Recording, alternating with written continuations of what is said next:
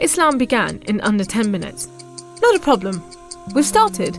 Okay, so travel back in time with me to a land far, far away and long, long ago. Mecca and Arabia, about the year 570. Mecca is important for two reasons. One, the Kaaba is there, an ancient temple built to worship God. And two, Muhammad, peace be upon him, was born in Mecca. Now, problem. I can't show you Muhammad because it wouldn't be right. I'll tell you why in a bit. But in the meantime, here's his name in Arabic. Nice. Back in the day, Mecca was a lawless place. The only way to be safe was to have backup. Lots of rich big brothers who'd beat up anyone who got in your way. So the place was ruled by the most powerful families who could do pretty much what they wanted. And religion didn't help. By this time, the Kaaba had been filled to overflowing with 360 idols that did nothing to help anyone.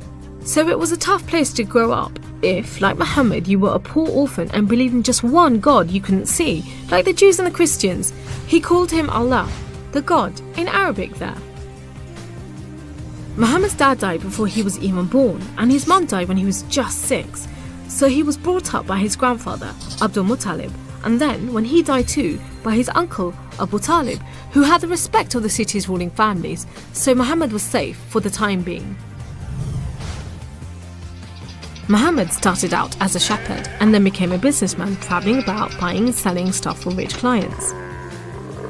When he did some work for a rich widow called Khadija, she was so impressed by his honesty and skill that they ended up getting married, and for a while it looked like Muhammad was going places. Well, he was, but not how you think.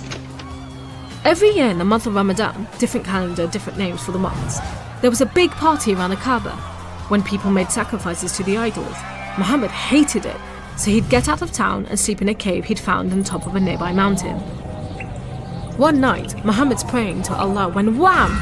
There's the angel Jibreel, you might say Gabriel, standing right in front of him. Read, says the angel, but Muhammad couldn't read. No schools, you see. Jibreel keeps on at him.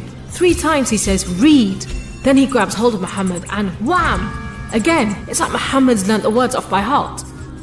So he recites the message out loud.